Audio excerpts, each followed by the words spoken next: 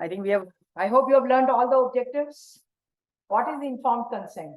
Can anybody define what is informed consent? You have learned? Madam, check your. What is informed consent? Informing the patient? What else? Is that enough? What is consent? There's two parts to it, no? One is information and second is consent. Just information does not mean that you are given informed consent. Anybody, can you define better? What is informed consent? But I heard everything has been covered. Wait for me. I know that. Yes, Anushka, can you define what is informed consent? Information regarding the procedure or intervention, complete information. Everything will talk about the advantages or benefits. We will talk about the side effects or the disadvantages, and also inform if there are any finances involved, all of that. And then we make different consent in different forms. It should be explained in the language that the patient understands. Okay, we are just looking at the definition of informed consent first. So has it always to be a written consent? Any exceptions to written consent? Tell us, anybody? Don't murmur. One person has it. Implied process. Implied process. What process? Implied. Implied person. Implied process. Implied consent. When do you have implied consent? When we are examining some patient. What is that? I don't get it. What is implied consent? When we are examining some patient in the hospital. That is not. We are not actually supposed to ask the patient. You go abroad, you will see patient, your doctor will ask, sir, can I examine you? And then they will. We don't do that. So implied, there is nothing called an implied consent. Actually, there is nothing. You cannot assume that a person has given you consent. And not at all in research. You can never assume that the person has given you consent. Any other form of consent besides written consent? People tell us, because I just want to, this was my job to be done. So I'm just looking at it, how much have you done? If you haven't done, then you have to stay here till 6 o'clock and listen to it again. So it's your job. If you answer the questions, then it is fine. This is what else can be there. What other kind of consents are given? So when do you take video consent? Yes, sir. When the patient cannot read or write. When the patient cannot read and write. We have to make him understand in the video. Make him understand the video. You speak. Most of the time, you are speaking only. He doesn't understand the language.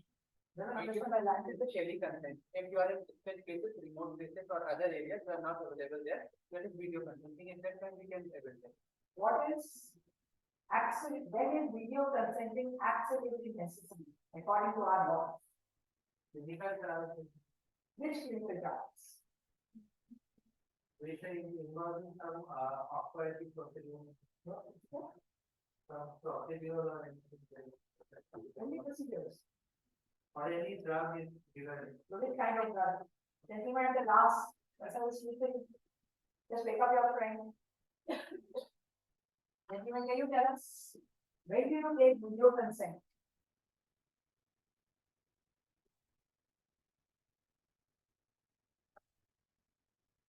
Doctor, which specialty? Neurosurgery. Yes, you are the right person. When would you take a video consent?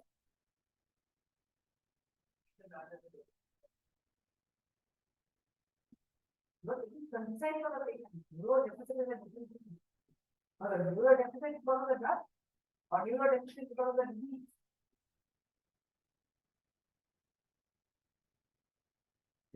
Patient is too sick to give consent and the relatives are part. That's not video consent. Variants. For vaccine trials,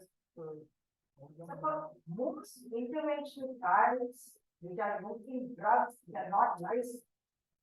So all regulatory trials, nowadays need video consent. Why do they need video consent? can be true. So let's hear from the last. Other gentleman is sitting your friend. You can make him up and you can tell him. Why do you need video consent? Gentlemen,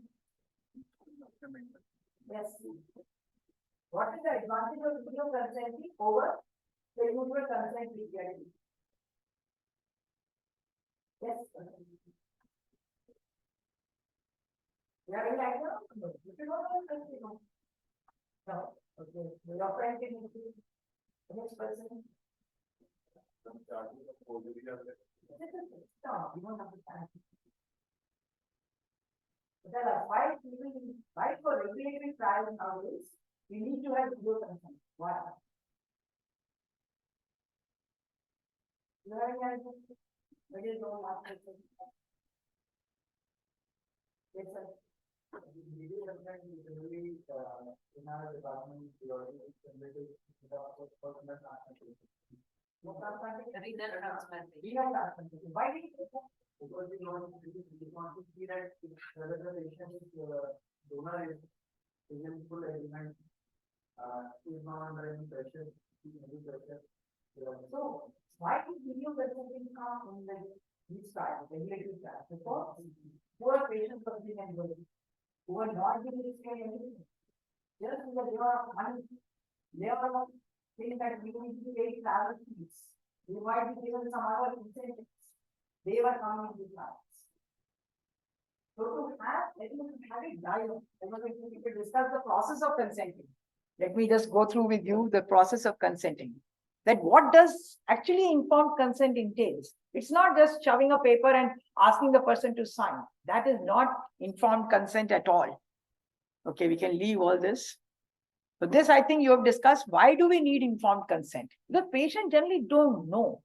They are ignorant about the new medicine. Even physicians don't know. Leave aside the patients. Most of the physicians are not aware. When they do trials, half of them don't even read the document which comes. And when you sit in the ethics committee, if you ask the PI, what are the major side effects of this drug? The PI himself doesn't know. And Dr. Dhawan used to do that. That he was one person who could ask anybody.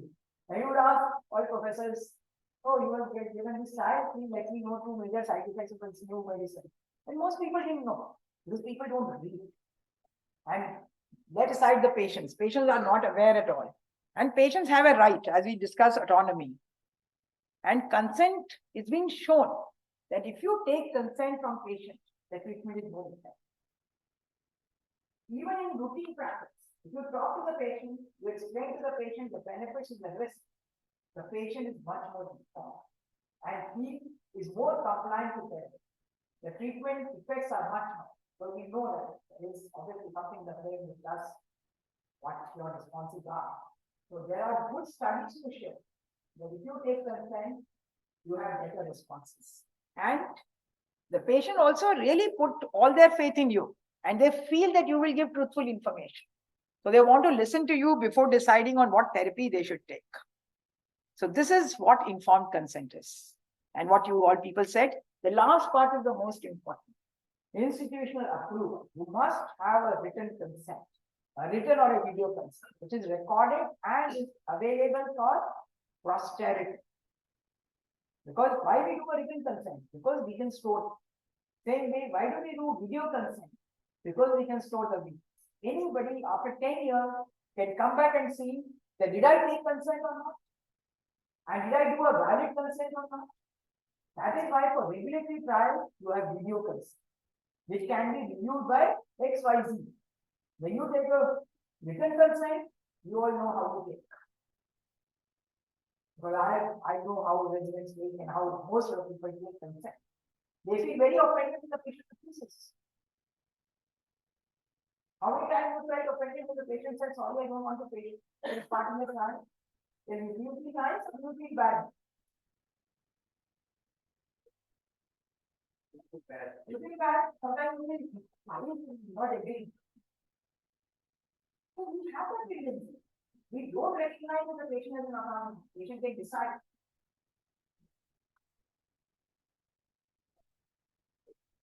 So this is actually the definition of informed consent. That is a process. It's not a one-time thing. It's a process.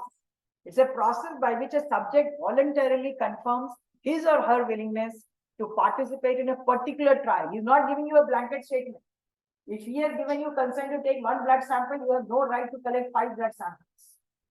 If he has given you a trial that I will be staying in this study only for 2 months, you cannot follow him up for after 2 months. So it is only for that period, that trial. After having been informed of all aspects of the study, which you people said, and then he makes a decision. And it has to be documented by a written, dated, and signed document. So all these 3 things have to be there. If it is not dated, it doesn't mean anything, because you may take a consent after you finish the study. Some people do that also. I have seen all these things happen. And there is no consent, patient has come after 2 months. Ma'am, हम भूल गए थे लेना, तो आज consent ले लेते हैं. And I am telling you about our own department. And I am not blaming anybody else. This is what happens. So this history we can leave. So this is our major aim that we, as we Amita had discussed yesterday, autonomy and no harm. But the most important thing is this, that it is not a single event. It's an educational process for the patient. The patient needs to understand each and everything and don't feel offended when he or she asks questions. It is our duty to inform. And normally consent should never be taken in that visit. You should give information if the patient can go home, digest, discuss with his family, discuss with his primary physician, and comes back. Those patients will stay in your trials, I can tell you. Otherwise, you will have lost to follow-ups.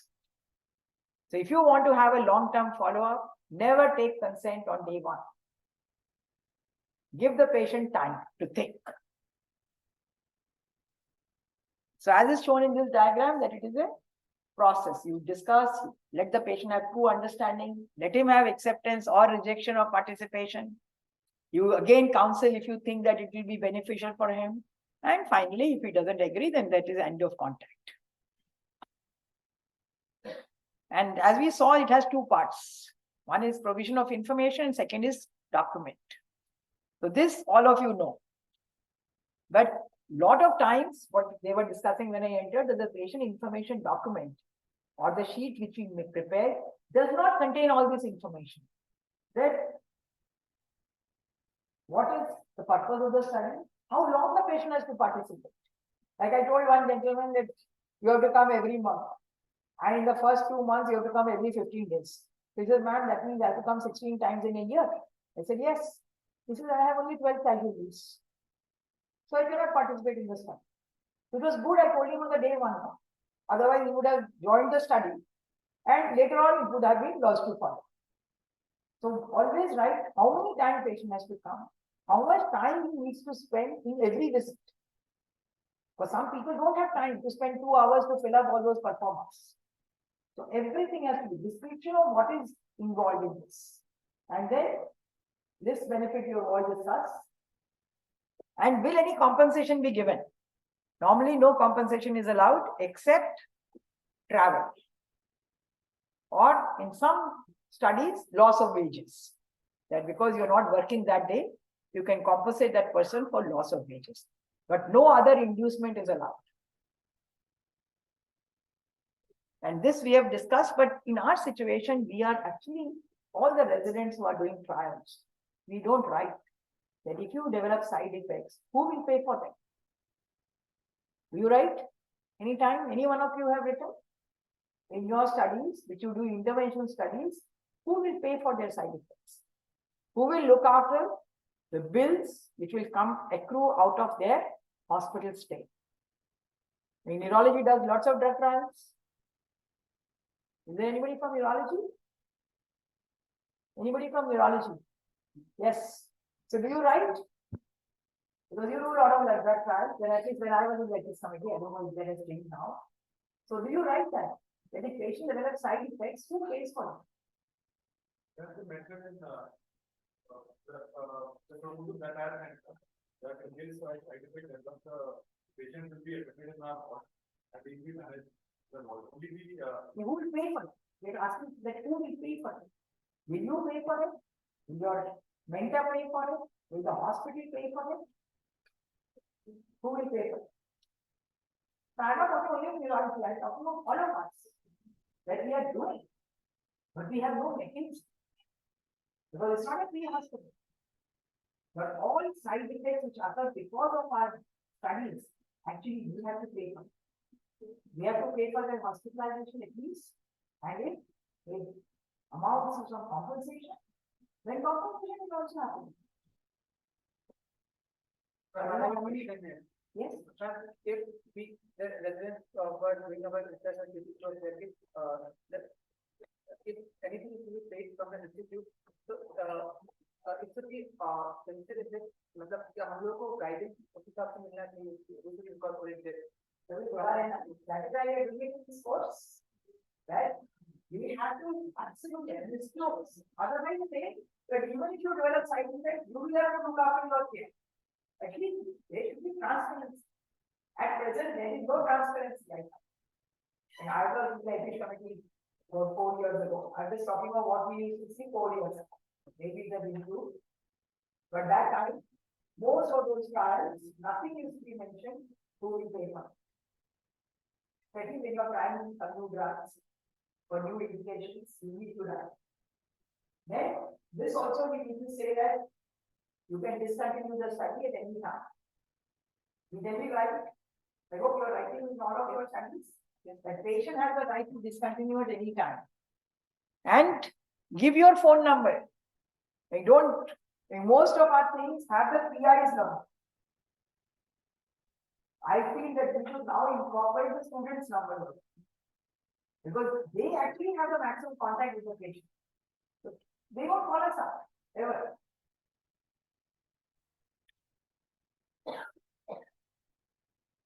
Then these you have discussed, I think, consequence of withdrawal and all. So this is what the qualities of a good patient information document is. That it should be targeted at a 6th class reading level. That a 6th class student can read and understand, not a jargon. It should have very brief paragraphs, not that everything is written into one page and there are no paragraphs. Very difficult to read anything. To make different paragraphs. You can even put section headers. The benefits, the risk, the compensation, everything can be written so that the person, if he wants to focus more on the benefits, he can read what the benefits are. What are the risks involved? Then make very simple structure, don't make complex structures. Quick sentences are reading into 3 lines. One sentence is 3 lines. Nobody can comprehend those things. And have a good size so that person can read. Because you are going to give it to population which may have some issues with their reading, so at least 12 font size should be there. And limit use of complex words. Amita, if you want to go, you can. Because you will get late. I don't know. So, and PID must always be available in local language. And don't expect a person who does not know English and you're shoving an English patient information document to that person. He or she cannot understand. It has to be made in local language, a very simple language, short sentences, small paragraphs, easy to understand, not much of medical jargon. We are so used to it, so we can't avoid it. And read the PID as if you are the patient. Do you like it or not? You see this one. This was one study we did many years ago when Subhash was the secretary. So it's about maybe 14, 15 years ago. So we were looking at some biomarkers which can tell us is this patient with rheumatoid arthritis going to respond to methotrexate. So we were trying to measure it at day 0. So we have written that methotrexate is the first line drug for RA, having the best documented efficacy and least adverse effects. That is why it's the first line. At present, it is difficult to say which patient will respond and which patient will not respond. The ones who are not likely to respond can receive alternative treatment early, avoiding delays in control of disease and subsequent joint. So we've given what is the relevance of this. And if you can identify patients who are not going to respond to this therapy, in future those patients can be given alternative and prevent the joint. In this study, we are trying to finally predict response. We have written that how much blood samples will be taken at baseline and again after 4 months of starting your therapy. And during this 4-month period, you will have 2 monthly visits to monitor benefit and side effects, as is done for any other RA. So we are not doing anything extra. We are telling that you don't have to take an extra visit. We are not doing anything extra. We are just going to look at, are you developing toxicity or are you having any benefit? Then we are saying for this study, you do not need to bear any extra expenses. You don't need to pay anything extra. Then, in addition, information of your disease will be collected from your file. So we are taking his or her permission to collect the previous information about the disease from the patient's case file. Actually, the patient records belong to the patient, even though they may be storing in the hospital. Actually, they are, if you see world across, they are property of the patient. Then we are saying that all information will be kept confidential. We are talking of confidentiality. The study involves minimal risk of hematoma and pain during 2 blood samples. So even if we know that blood samples we do 5 times in the ward for each patient. Do we ever explain? No. But we need to write that there can be a hematoma, small hematoma. They will obviously be big. And the study has been approved by this. And if you have any questions, you can. And finally, again, always thank the person who is able to be part. But what wrong I have done? Can anybody find what is wrong in this PID? Wrong paragraph. Long paragraphs, yes. It's only 2 paragraphs. It's a very small. So don't write big PID. If you are collecting only blood sampling, there is no need to write that 3-page PID. Just explain in simple terms. What we explain to the patient. That is all what needs to be written. I should not have written MRP 814 and all. The patient doesn't understand. I should have said one blood test will be done. The patient cannot understand any of these 2 terms. Now you see, when I translated into Hindi those 15 years ago, this was it. I asked somebody, one of my PA, to translate. You see, can you understand these words? Even I can't understand. I have bold, putting bold. Uttar Rai, gas, Pratikriya की प्रतिक्रिया की भविष्यवाणी करने की कोशिश कर रहे हैं. IEC is translated to संस्थागत नैतिकता समिति. So you have to see. The best way to translate it into Hindi is do it yourself. Just do it yourself. As you will speak to the patient, keep your English PID in front of you and write it in hand. That's what I do nowadays. I never use Google or anything to translate. I just sit down what I will speak for each sentence. That is the best way to make a PID. Your handwritten PIDs are good enough. So this is our form. So in this form, what we find is the resonance. That we are not filling the rest of the form. The study number is normally not 15. They just get a signature at the bottom. How many of you do that? Truthfully. Ethics is all about truthfulness. I tell you my mistakes. I don't be bad in telling you what mistakes I am. Because we have learned from that. So how many of you do that you don't fill up a quick form? Tell us. You did during any, most of the exams. So did you fill up a detailed form like this? Every time before you ask the patient to sign? No, very good. Follow your expert.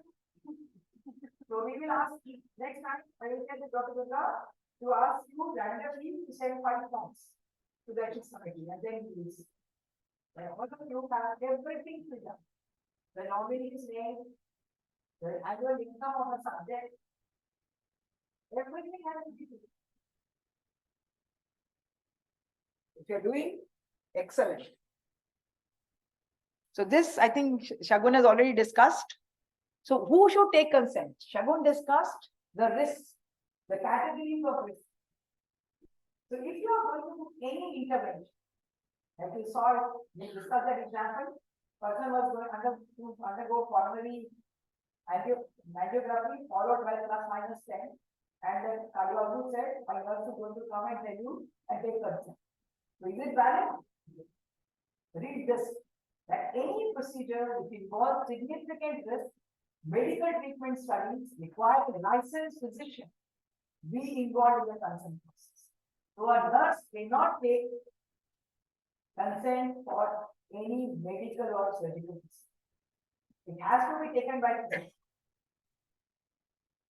doing a angioplasty, doing stenting, giving interventional drug, doing any surgical procedure, it is the physician. Because he or she only knows what are the benefits, what are the side effects, and that person is in a position to answer the questions the patient is likely to ask. You can tutor the nurse of the common side effects, but the patient may have many more questions. So the nurse will not be able to answer. So that is why for this category of things, it has to be physician. If it is significant risk but no treatment is being given, then consent can be obtained by a non-physician, a nurse, a study coordinator, but it has to be person involved with the study. You cannot ask a resident who is not involved with the study to take consent because he is not aware. He does not know what are the benefits of this. Then if you have minimal risk study, so what was the minimal risk study? What did Dr. Shaku tell you? What are the minimal risk studies? Where we are collecting from that and No, he specifically said economic sample collection is not a minimal risk study. whether these Yes. What do you do? Yes. Like about normally in the program tab of collection of extra sample out. But because the person has to undergo that. You are collecting from the first. There is no extra risk. But the minimal risk that minimal risk of little bit of extra will be taken out. Okay. What else? Any minimal risk?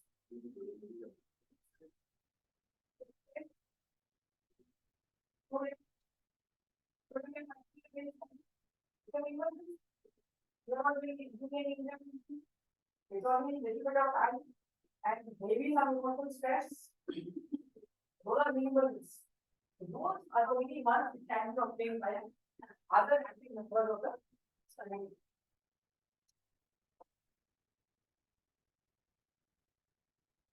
So this is what you need to know, that it is not just a piece of paper.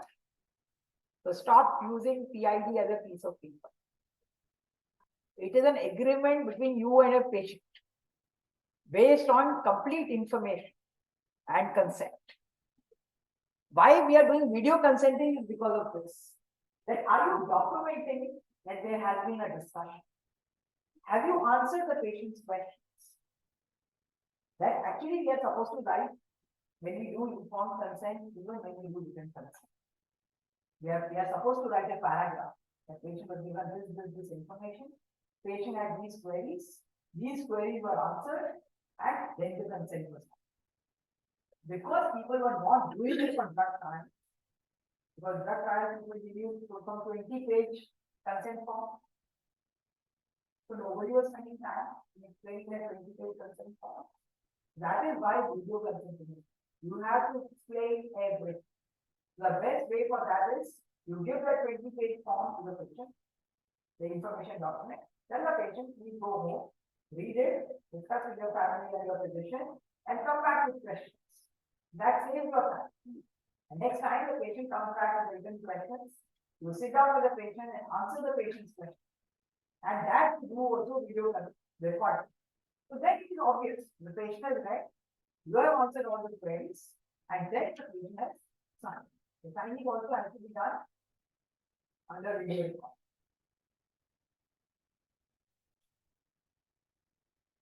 And are you people giving a copy to the patient?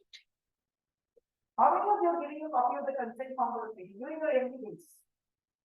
Anybody gave copy of the consent form to the patient? Anybody? Not even one. That shows that we are not aware of the informed consent. All informed consent forms have you given a signed copy to the patient? The patient has to sign on them. Receive a signed informed consent form.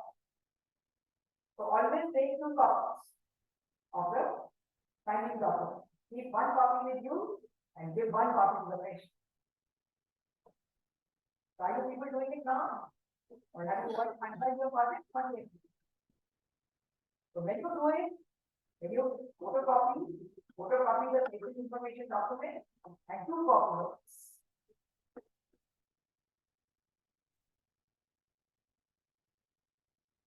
So I don't know if you discussed reconsenting.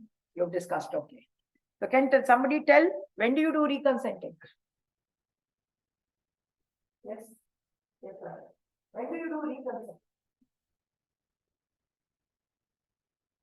If there is a change in if there is a new information acquired in the course of the study, New information like?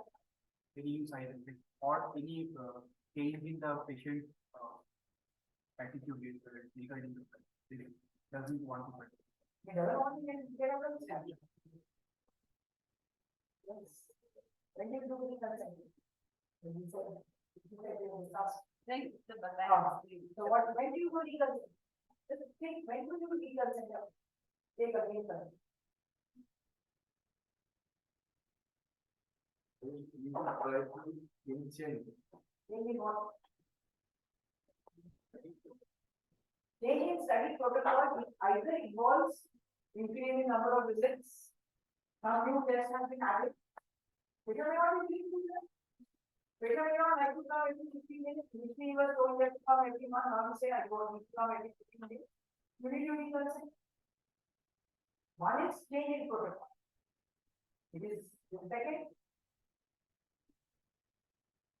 Change the age of the, especially in children. If he was with children earlier, he might have given willingness. His guardian has given the consent. Earlier was suppose 17 years. Now he's 19 years. Now we have to take reconsent from that children, that child who is now an adult. You always have an absence from the child when he is beyond age of 8 years or so. But when the person has become adult, you have to reconsent. That is one. Then, when else will you reconsent? Any new information becomes Next one. I told you, new information, you are adding new tests to your protocol, you are adding more results, you are doing something different in the study, so obviously informed to reconsent. Then else. Then, person was unconscious. Some guardian has given a consent. Patient has become conscious now. Patient is in a state to give consent. We said no.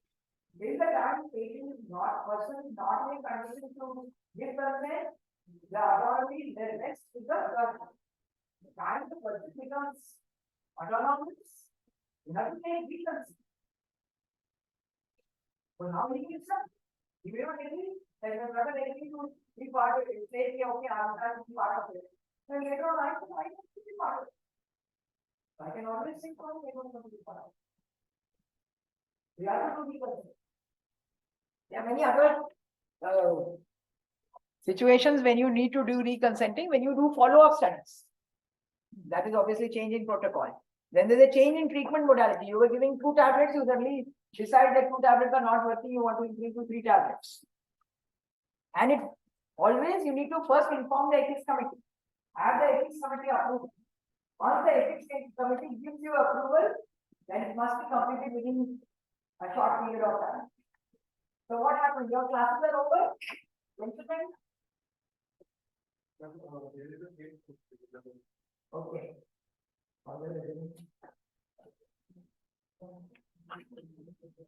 And before publication, if you are going to put the patient's face, you may not, you have to have an extra consent.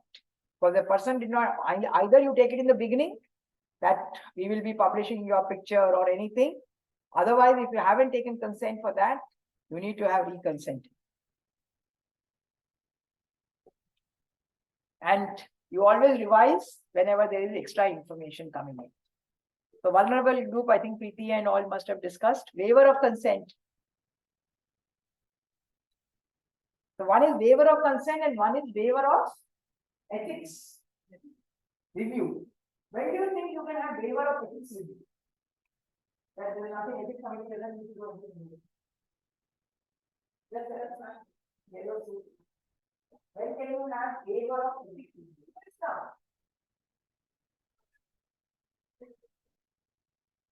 Retrospective studies? No. Nothing about waiver of ethics review. Maybe yes. Then can you have waiver of ethics review? If the study that we are doing is like questionnaire, which is involving minimal or no risk to anyone. Questionnaire is said so it has to that has to have a consent also. For questionnaire, when a person is questionnaire, you have to have consent. So there is no question of waiver. We are talking about waiver. You don't need to go to ethics committee. Waiver of ethics.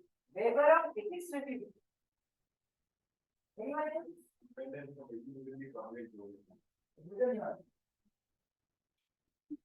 That was how sneaky we are. So when you are doing research on publicly available documents, records, like NFHS data, it's in public domain. You can use it, studies, you don't need to have it. When do you have waiver? Epidemics. Waiver of consent. They are saying epidemics. Epidemics, there is no waiver of ethics review. You always send to the ethics committee. You get it within 24 hours. You may have waiver of consent because the patients are not able to give consent. If you are looking at an epidemic where people cannot give consent, you can have waiver of consent. But there is no waiver of ethics review when it is an epidemic. When do you have waiver of consent? बताओ भैया. So these are. So when you have anonymized biological samples, people of death, can you take consent? No. You have samples. This was previously said leftover samples from clinical investigation. Now that is a gray zone. People feel that no, you have no right of the sample which is left over. Probably you should take consent. But like cell lines, those you can even have waiver of ethics review also. Cell lines, cell things. DNA, RNA. But DNA, RNA nowadays is a big issue because of so much of DNA things being done. Or samples or data from repositories or registries. Like we have a lupus registry or a lupus biobank. There we have taken pre-consent that we will store your DNA, serum, plasma, urine, which will be only used for future studies. We are not doing any study at this time. So if we use those samples, that is okay. So the ethics committee can still ask us, what consent did you take? You will tell them that this is for this purpose. So that is why you have to have a good consent when you do repositories or biobanks. And as somebody said, emergency situation when no surrogate consent can be taken. So whenever you want a waiver of consent, you must send your full form to the IEC. You have to fill up that form and write that I want waiver of consent. Do not assume it. If you just read the guidelines and you say, oh, it is okay, I don't need consent, so I don't need to send. The right to give waiver is only with the ethics committee, not with you. They will review that does this study come under the purview of waiver of consent or not. You can write the reason, and this is the reason why I think I should have waiver of consent, but you have to have a letter from the ethics committee that they have granted you waiver of consent. So this is the form we have for waiver of consent, where 4 reasons written are: research involves not more than minimal risk, which nowadays people don't agree. There is no direct contact between the researcher and participant. Suppose I am doing a retrospective review of case records of all patients who came to us with one disease. I am not going back to the patient. I am just looking at the case records. Or when I will say emergency situation where you cannot give consent, or any other activity, cell line and stuff, you can, or old stored samples where consent has already been taken. Then you have to write that this is part of a biorepository and consent for their future use has already been taken. So in this situation, what happens is, like we wrote sometime, the ethics committee wrote us that, please send us 5 forms where the consent has been taken. Because they wanted to review what kind of consent we have taken. When we sent back those 5 forms, then only the ethics committee gave us approval of it. It is, you don't have to assume. And this is the review exemption form. These are the criteria when you can have review, like you are auditing educational practice, like we might audit, how much did you learn out of this course? There at least something learning. You are looking at research on microbes, like bacteria, microbiology, culture, so many bacteria. They also do later on some sensitivity assay. They do phenotyping to look at sensitivity of pseudomonas. For that they don't do, because there is no harm going to be done. But as we said, ethics is all about risk benefit. There is no risk in that. Then research on immortalized cell lines, or you are just reviewing cadaveric records. Because there is no question that person can give consent or any harm can be done to that information. And analysis of the data is freely available in the public domain. But if you think there is any other reason, you can always write and ask. And these are the tips to a better consent process, that use familiar words which the patient can understand and relate to, and ideas. Use short words and sentences whenever possible. Avoid misleading descriptions, and use reliability checkers or formulas to grade that your consent form is good or not. And there are many more things. So you discuss the standard of care, treatment, encourage support from others, give information to take away, as I said, that they can go home, check their understanding. You can ask them that, can you tell me what I told you? That will tell you that maybe they understood what you said. So sometimes we keep speaking, we don't know if they have registered anything or not. So in between, after you have spoken 2-3 sentences, you ask them to tell. Okay, I told you this, can you let me know what you understood? That way, they will be informed. So this is the audio-visual consent. And what are the problems? Why are we discussing this? I have listed one problem. All of us are too busy. Like you find people find it difficult to come on time for a class. People have to run out because we are physicians. Life is most important. Like I have to go for some emergency. So we have sometimes situations when we can't allot that much time with activity people. So that is one problem. What are other problems? What are other problems with activity part? Even after explaining everything, some patients may have such no level of understanding that. No, patients understanding. That is one. What else? Which could be related to patient education, patient social background. What is something there? Okay, what else? That's all. Have you ever seen a room where consent is taken? How many people are hangovers there? Or isn't the right building to have consent? Go to the opening, see how we are to patients. We don't even give any privacy for patients when we are listening. Even in the home. It can be done, it's not difficult. It is just that they are not sensitive to it.